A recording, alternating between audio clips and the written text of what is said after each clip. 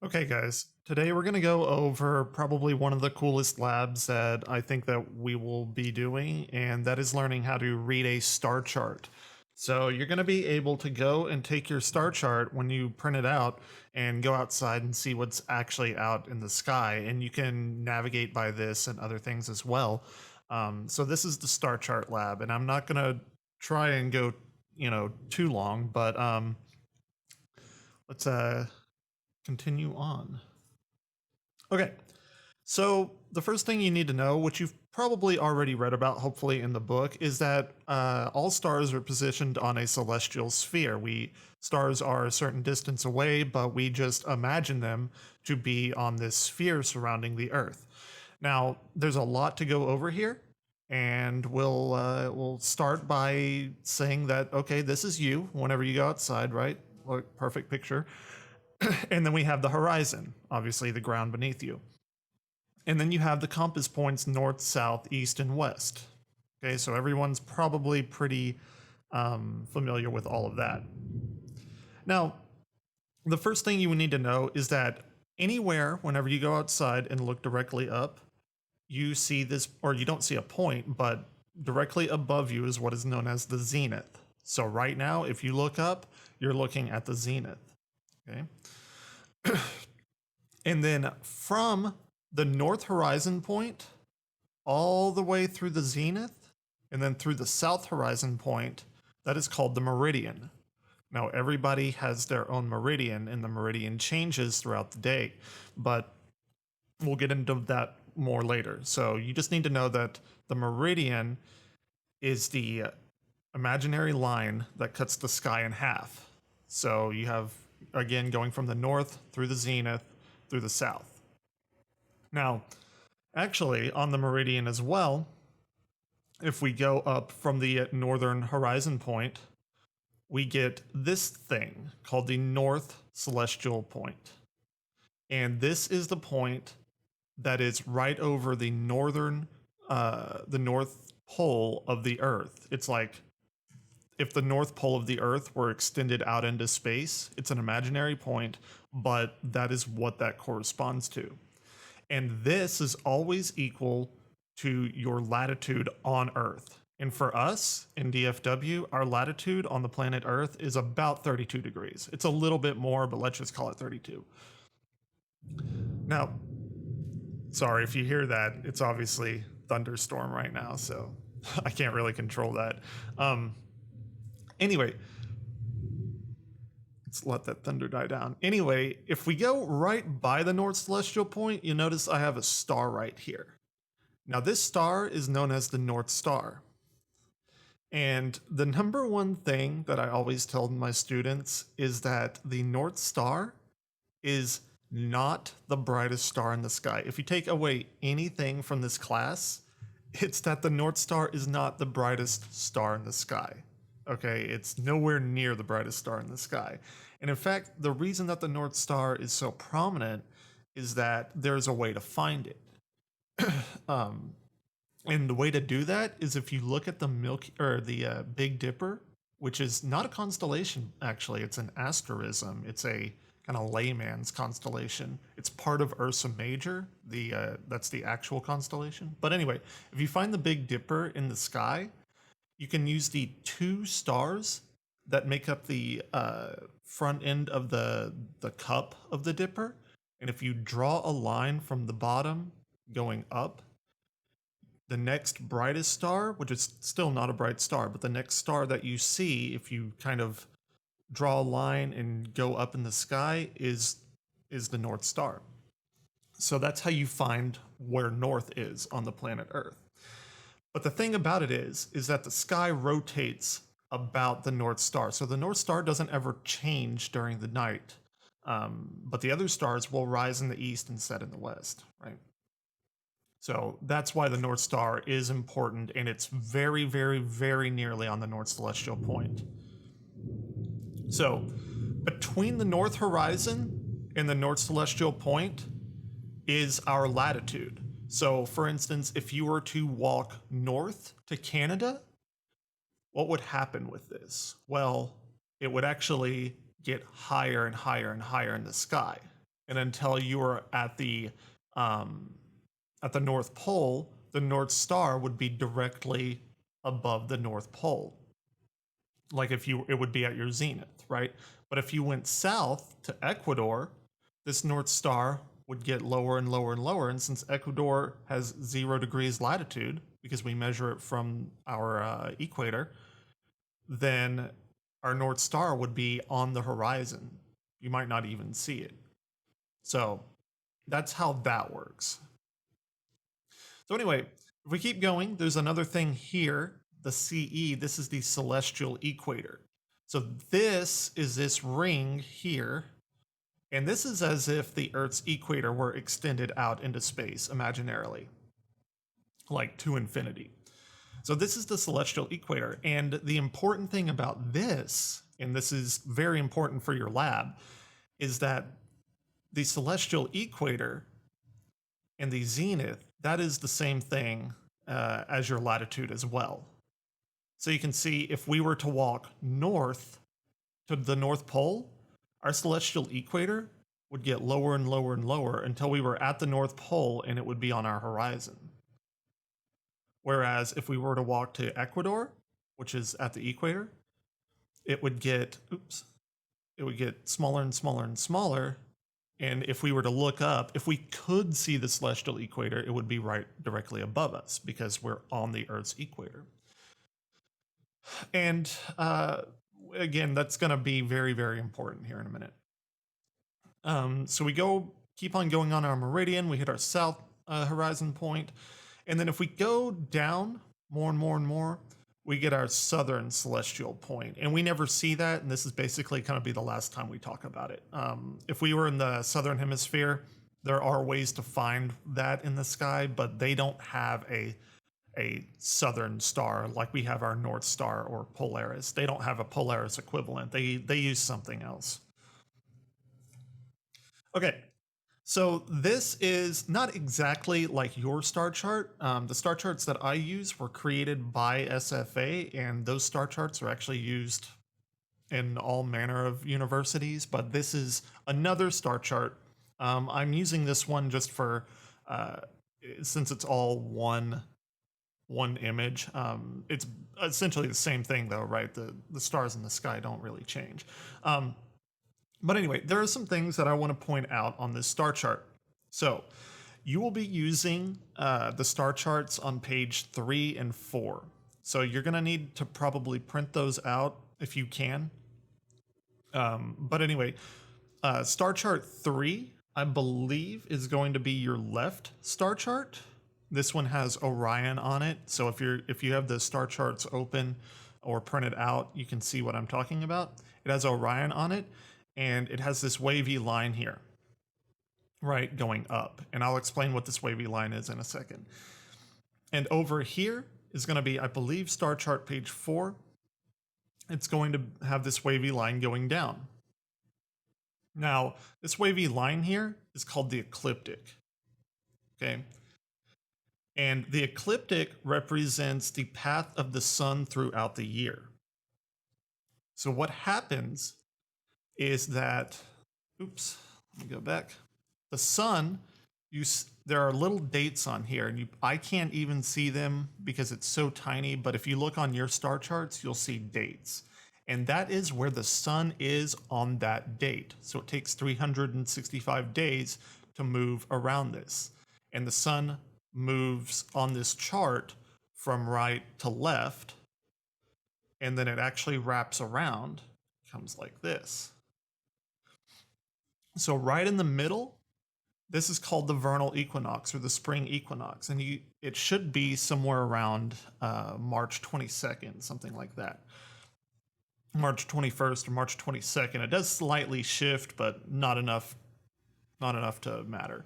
And this is the first day of spring. And you can see that because this is when this wavy line, known as the ecliptic, crosses this middle line. And this middle line is the celestial equator. It's the same celestial equator as over here. Okay. So the reason this line is wavy is because the Earth is actually tilted 23.5 degrees on its axis. So this is the apparent motion of the sun throughout the year. So what happens is, as the year rolls on, the sun gets higher and higher and higher and higher in the sky. And then at June 21st or 22nd, but I believe on here it's 21st, it is at its highest point in the sky, and this is the first day of summer. And then later on, it gets lower and lower and lower, and then it comes back and it comes to this point here and here. These are the same points. It just wraps around, right? And this is the first day of fall. It's September 21st. And then it gets lower and lower and lower and lower in the sky. And at here, when it's at its lowest, this is December 21st, the first day of winter. And then it repeats itself. And actually, here, so first of all, when I mean the sun gets higher and higher and higher in the sky every day, I mean if you were to go out at the same time every day and measure the sun's position relative to the horizon, you can see, like if you were to go outside at noon, the sun in the summer would be very high in the sky at noon, but in the winter it would be very, very low in the sky at noon.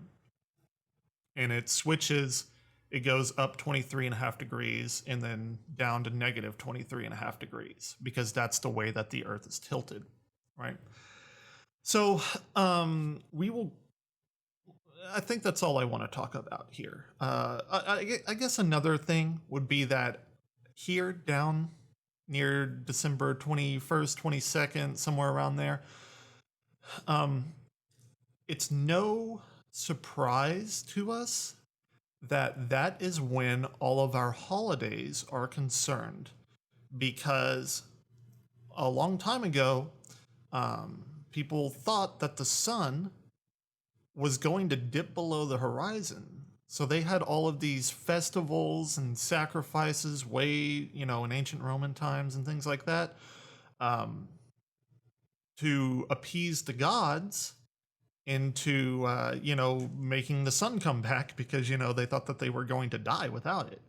So that's a lot of our religious traditions and holidays and things like that come from the fact of astronomy trying to make sure that the sun didn't disappear on them. So that's, I don't know. I hope that's an interesting little tidbit for you. Okay, so sky familiarization. This is all in your book, but I'll go over it briefly. Stars and constellations are visible, and that depends on the time of day because the Earth rotates. So the stars are always up in the daytime, but obviously at nighttime. It depends on, what time at night you go outside. You could go outside at 9 o'clock, and then you could go outside at like 3 a.m. and see completely different constellations because the Earth rotates. And then the calendar date. So since the Earth revolves around the sun, the Earth is at different points. So whenever you go outside at different times in the year, then you're going to see different constellations. Because nighttime in the summer, Earth is at one point. And nighttime in the winter, the Earth is on the opposite side of the sun. So it's looking at the opposite constellations that would be up during the day during the summer. So hope that makes sense. Our objectives are going to be using the, it's not the SC1 star chart. I need to change that. It's the SFA star chart. For a given date and time, you're going to locate the meridian, locate the zenith, locate the due east and due west points on the horizon, and identify stars and constellations that are visible. So this is how you're going to be able to see what's outside at night. Okay, so this is going to be the left hand of the star chart. And I actually already explained this. I should have explained it here, but this is the celestial equator and the vernal or spring equinox. I already explained all this. Sorry, I should have done it. I should have done it here, but you'll notice one thing that I didn't mention is that we have north, south, and then east should be over here, right? But it says west.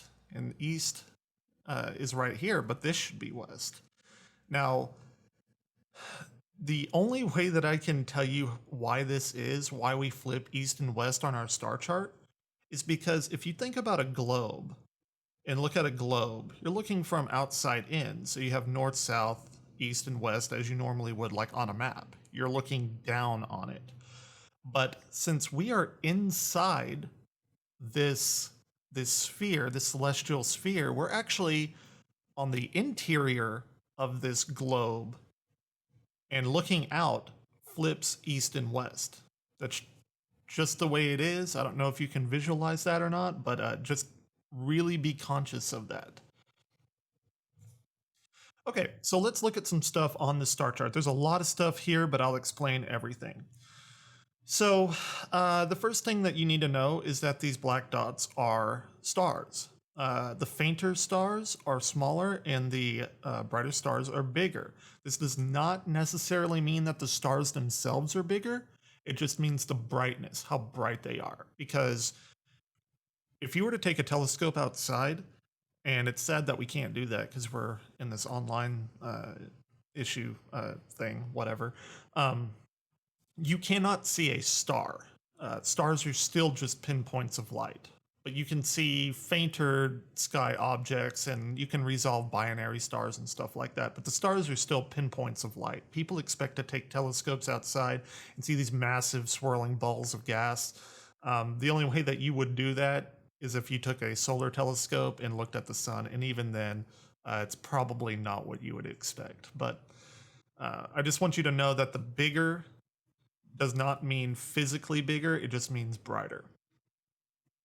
Okay, and then I guess we can go into constellations. So constellations are a grouping of stars, and constellations on your star chart are notated by all capital letters. And then some stars, some of the more prominent, brighter stars, have star names like Betelgeuse. And that's actually the reason why Beetlejuice came around, is because Tim Burton actually, I forget exactly how the story goes, but somebody mentioned the star Betelgeuse to him, and he was like, oh, Beetlejuice? And then that's where that name came from. Also, if you'll look, one of the brightest stars, Sirius and Capella down here are fairly similar in brightness. Sirius is a little bit brighter, but we have Sirius, and then we also have, if you go to Orion, there's Bellatrix, and this is another little tidbit of information that I like to tell my students is this is where the Black family from Harry Potter, all of that Black family names, all of them come from astronomy, actually. So that's, I don't know, if you like Harry Potter, then that's an interesting thing. Maybe you already knew it. Anyway, so we have Orion, we have Canis Minor, his dog, we have, or Canis Major, which contains Sirius, we have Canis Minor, you can go through all of them.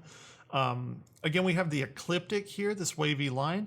If you will look on the ecliptic, you will notice, look at the constellations. We have Pisces, we have Taurus, we have Gemini and Cancer and Leo and Virgo and Aquarius and all of that. So how we get the zodiac is from the constellations on the ecliptic.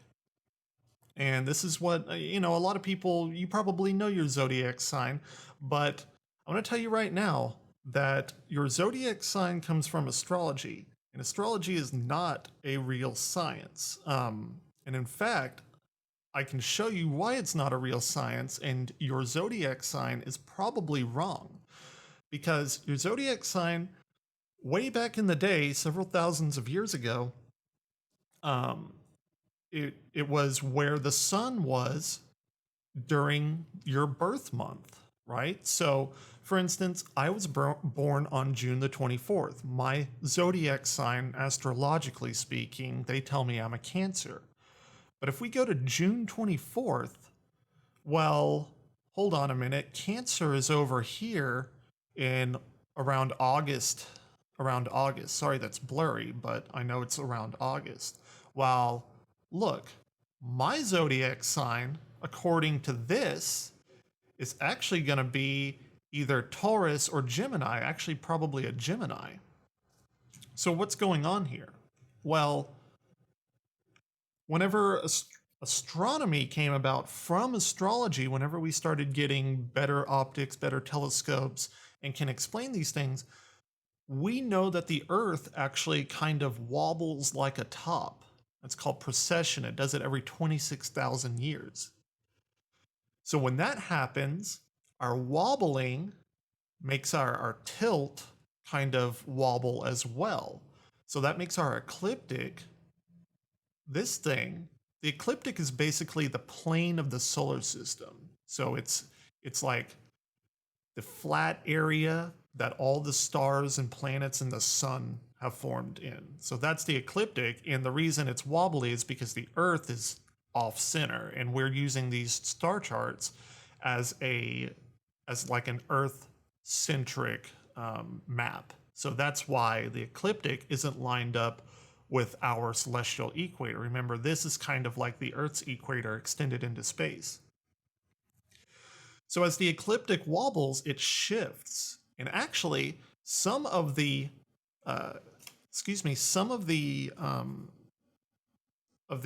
zodiac constellations shift because the ecliptic has shifted quite a bit, in fact.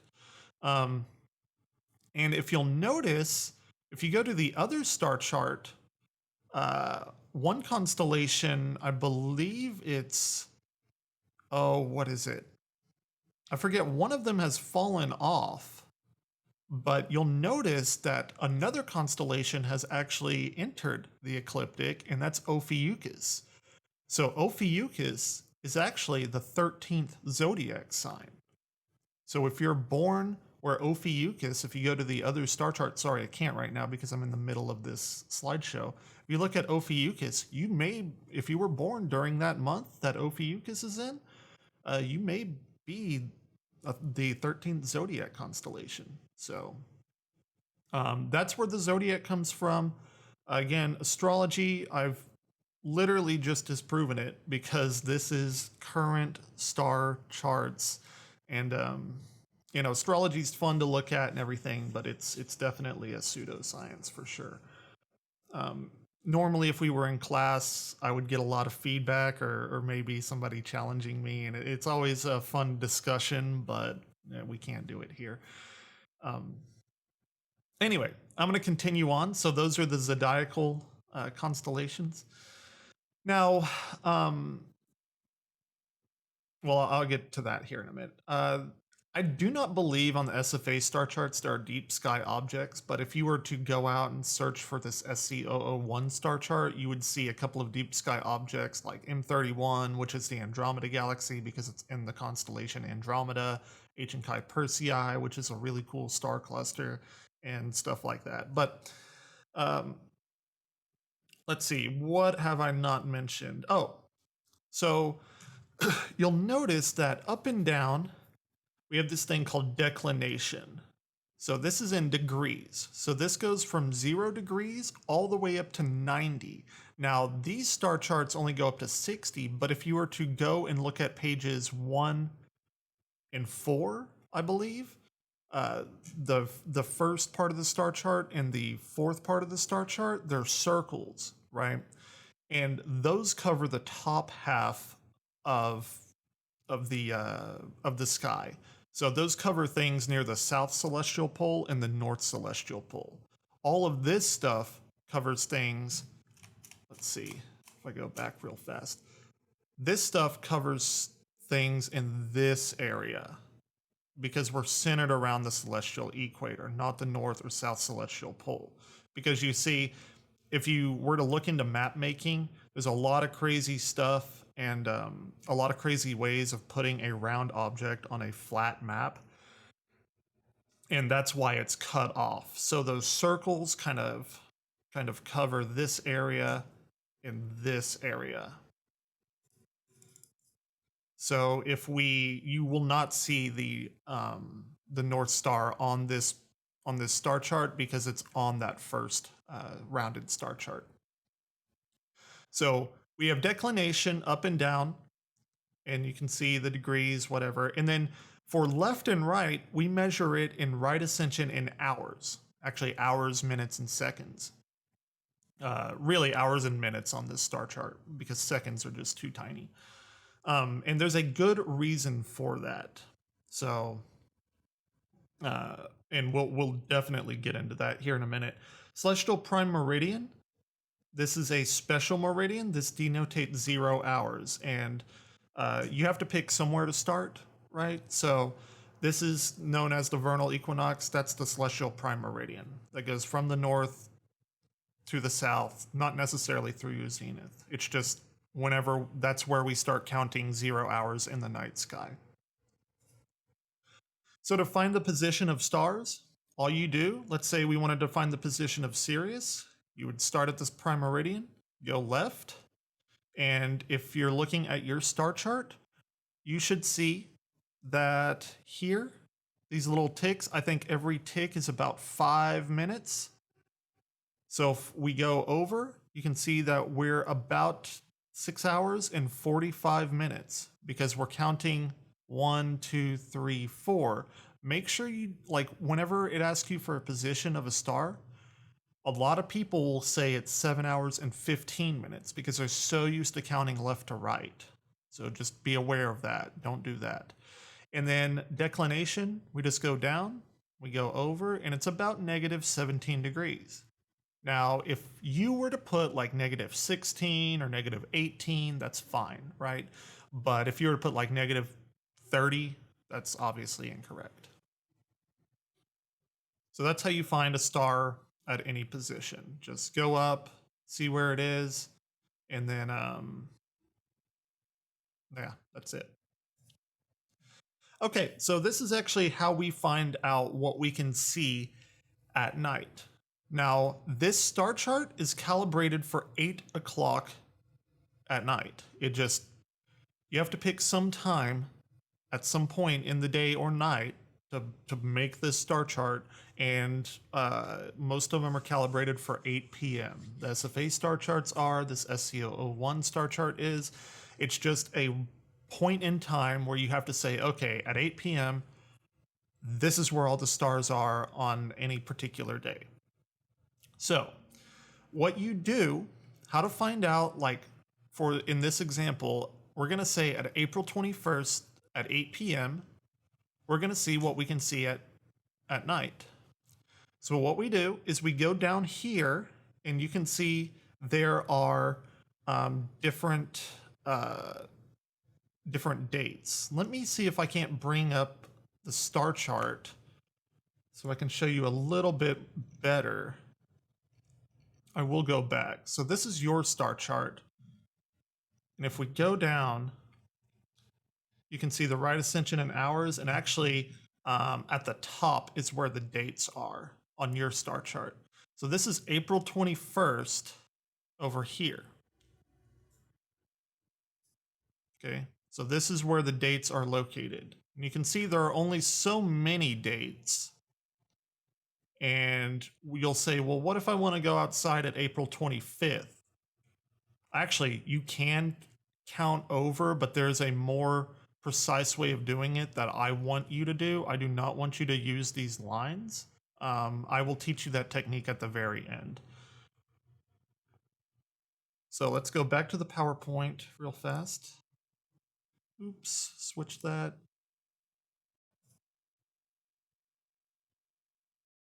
Okay, so April 21st at 8 p.m. This is your meridian. So you just draw a line straight down. Make sure it's straight too. I've had people draw it like kind of slanty. You don't want to do that. Make sure it's straight down. And it will line up with a particular hour, and that's fine. But anyway, so this is your meridian, the line that cuts the sky in half. And now you need to find your zenith. Well, your zenith was equal to your latitude at the very, very first slide that I told you about. And for DFW, it's going to be about 32 degrees. So what you do is on your meridian, you go up 32 degrees, and you put a little X or a little circle or something. I prefer an X, but it's whatever you want to use to mark it. And this is your zenith. So on April 21st at 8 p.m., if you were to go outside and look directly up, this is what you would see. A whole lot of nothing. But this is exactly what you would see if you looked up. And with this is your first kind of tool to say, well, okay, if I look west, remember west is to the right, what are these two stars, these two bright stars, if I look a little bit to the west of the zenith?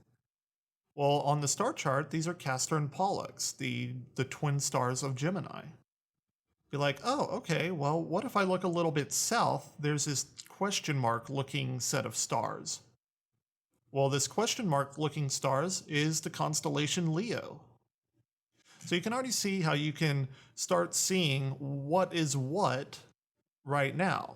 And even better, you can get your west and east horizon points. Now, since the sky is divided up into 24 hours and the meridian splits the sky in half, if you go 6 hours on your star chart either way, you can see where your due west and east horizon points are.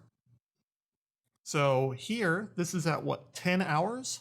So if I go 1, 2, 3, 4, 5, 6, our west horizon point is at 4 hours. So you can be like, okay, on the west horizon, there's this crazy looking set of stars. Well, this is Orion, which is actually my cat's name, and he's sitting in my lap right now as I record this. So if you go over 6 hours the other way, 1, 2, and remember the star chart flips over, 3, 4, 5, 6, this is your due eastern point on your horizon. And if you look a little northeast, there's this like kite looking constellation called Bootes, with a very, very bright star called Antares. So now you basically have the entirety of what you can see at night at April 21st at 8 p.m., what all the stars you can see. So this is the stuff in between these western and eastern horizon points that you cannot see. And the sun is here, so the sun has just set.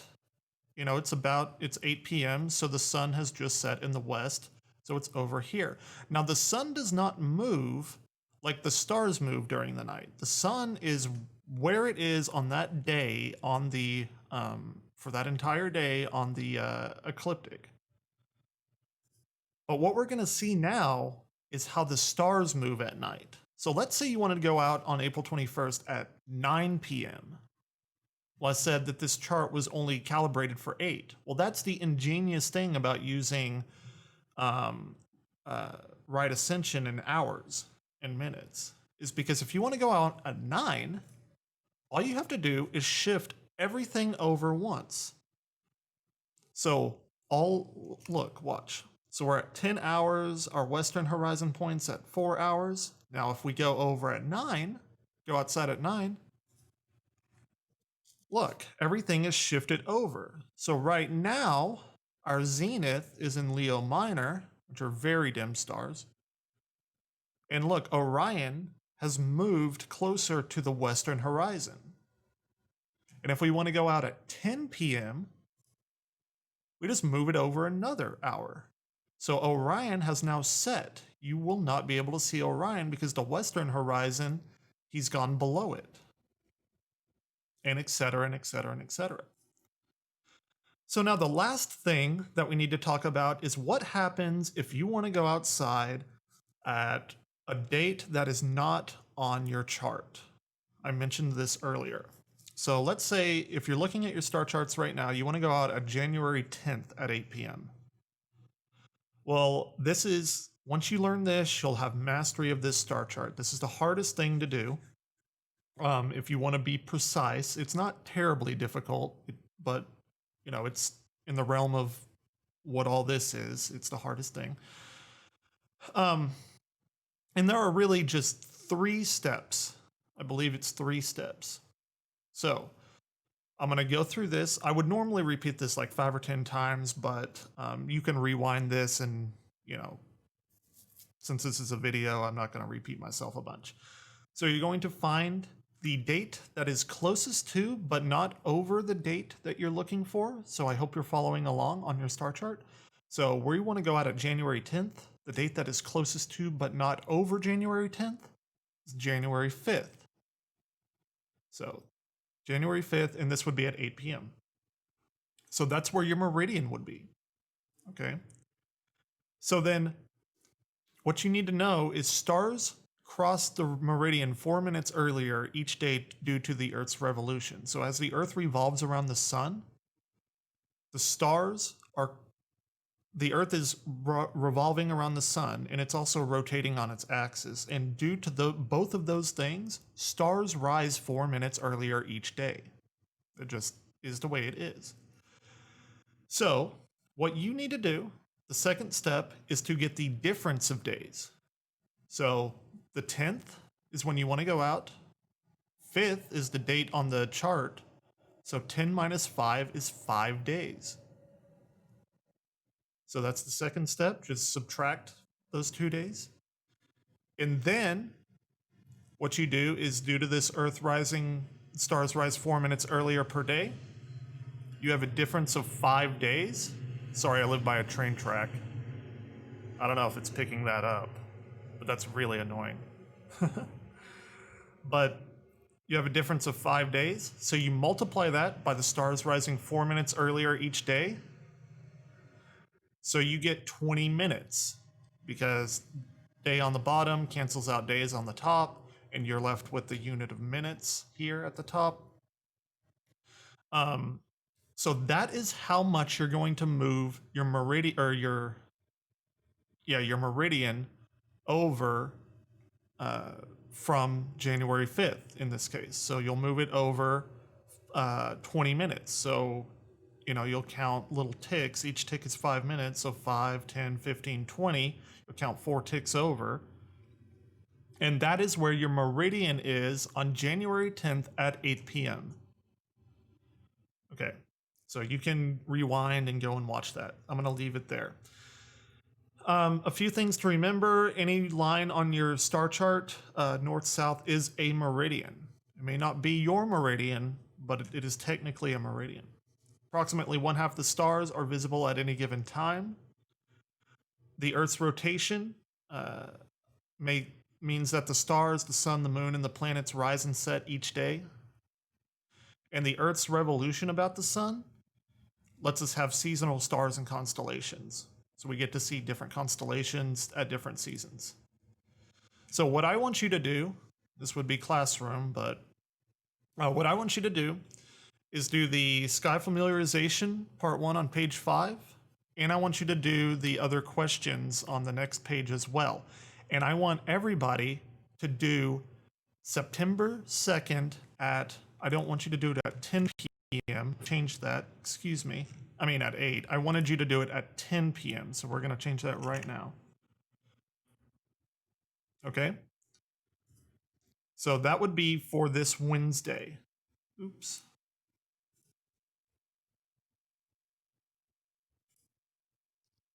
Sorry, 1 second. This is my recording software. So I want everybody to do this at 10 p.m. So let me bring up what you're supposed to be doing. Where is it? Okay, so this is it. So the date should be September 2nd. The time should be at 10 p.m. Okay, so normally I would have you turn in your star charts. I don't necessarily want you to do that, but for what you're going to have to do, you're going to need to have some way of manipulating your star chart to draw your meridian and label your due east and west points and mark and label your zenith. Then you're going to follow the instructions. What's your right ascension, RA's right ascension of your meridian for this date and time? You're going to put blah, blah, blah hours and blah, blah, blah minutes. Find the sun's position along the ecliptic. What constellation is it in? Now, this is the only time you're going to be using the ecliptic. So you're going to find September 2nd on the ecliptic, the wavy line, and then you'll put a big dot there. That is where the sun is. That's where the sun is. It is not on your meridian. Just a lot of people have trouble with that. The sun is a star, and you're making a star on the star chart where the sun is. Then I want you to tell me what are the coordinates. So where you put the sun on the ecliptic, that's where it's going to be. And then you'll answer these questions. You'll find constellations on the meridian, do east and west points, the celestial equator, do zodiacal constellations, the zodiac constellations that you can see. All of these should be ones that you can see. And then there's another different find the right ascension for the meridian at July 11th at 11 p.m. Okay.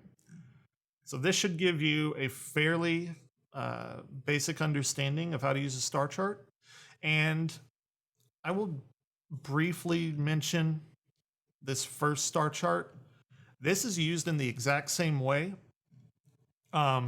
except your zenith is actually 32 degrees, or your horizon, excuse me, is 32 degrees from your zenith. So you're going to actually be able to find your horizon here. So your horizon is going to be 32 degrees from, from the top. I normally don't go into this circular one, but it works exactly the same way as the square parts. And then lastly, you will need to go and answer all of these questions. And then submit. You can submit this in the document, the docx, and that'll basically be it. So hope you learned a little bit about all of this. Sorry, this is another 40-minute long video. I didn't mean to make it that long, but hope I went into enough detail, and I'll see y'all on the message boards.